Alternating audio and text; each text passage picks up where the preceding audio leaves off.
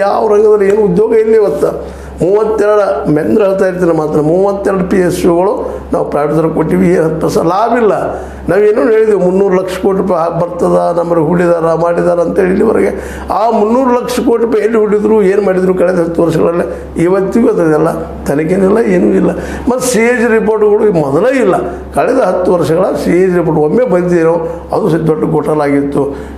ಒಂದು ಏನಪ್ಪ ಕಿಲೋಮೀಟ್ರಿಗೆ 18 ಕೋಟಿ ರೂಪಾಯಿ ಖರ್ಚನ್ನು ತೋರಿಸಿ ನಂತರ 250 ಕೋಟಿ ರೂಪಾಯಿ ಖರ್ಚು ಹಾಕಿದ್ದಾನೆ. ಅದು CAG ಹೊರಗೆ ತಂದಾಗ ಅದರ ನಂತರದಲ್ಲಿ CAG ಹೊರಗೆ ಬರ್ದಾಗ ನೋಡಿಕೊಂಡ್ರು. ಅಂದರೆ ಇದರರ್ಥ CAG ಕೇವಲ ನಮ್ಗೆ ಬೇಕಾದ ತೋರೋದು ಬೇಡದೆ ಬಿಡುವಂಥದ್ದು.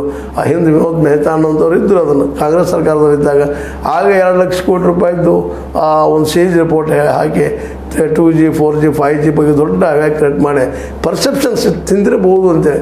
ಆದರೆ ವಾಸ್ತವ ಹಂಗೆ ಆಗಿರಲಿಲ್ಲ. ಬಟ್ ಪ್ರಚಾರ ಮಾಡಿದರು.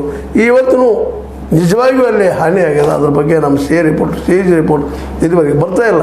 ಎಲ್ಲ ನೆಲೆಯಲ್ಲಿ CAG ರಿಪೋರ್ಟ್ ಆಗಿರ್ಬೋದು, SB ತನಿಖೆ ಆಗಿರ್ಬೋದು, ನಮ್ಮ ಶೆಬಿ ಚೇರ್ಮನ್ ಹೊಸ ಬಂದಂಥ ತುಹಿನ್ ಕಾಂತಾ ಪಾಂಡೆ ಅವರು ಇದನ್ನು ಎನ್ಕ್ವೈರಿ ಮಾಡಬಲ್ಲರ ಏನು ಎಂದು ಮಾಡಿ ನಿಜದ ಅಥವಾ ಸತ್ಯದ ಮುಖವನ್ನು ತೋರಿಸಬಲ್ಲ ಅಂತೇಳಿ. ಯಾಕಂದ್ರೆ ಇವತ್ತು ಕೇವಲ ಈ ಒಂದು ಶೇರ್ ಮಾರ್ಕೆಟನ್ನು ಮ್ಯಾನಿಪುಲೇಟ್ ಮಾಡಿಕೊಂಡು ತಮ್ಮ ಅಂಡರ್ದಲ್ಲಿ ಇಟ್ಟುಕೊಂಡು ತಮ್ಮ ಬೇಕಾದ ನಡೆಸುತ್ತಿರುವಂಥ ಸರ್ಕಾರ ಇಂಥ ಒಂದು ತನಿಖೆಗೆ ಆದೇಶ ನೀಡಿತಾ ಬುಚ್ ಅವ್ರ ತನಿಖೆ ಆದೀತಾ ಈಗ ಹೊಸದಾಗಿ ಬಂದವರು ಆಜ್ಞೆ ಮಾಡ್ತಾರೆ ಪಾಂಡೆಯವರು ಅಂದಾಗ ಮೋಸ್ಟ್ ಪ್ರಾಬಬ್ಲಿ ಮಾಡಲಿಕ್ಕಿಲ್ಲ. ಯಾಕಂದರೆ ಅವರು ಸರ್ಕಾರದ ಕೈಗೊಂಬೆ ಆಗಿದ್ದಾರೆ.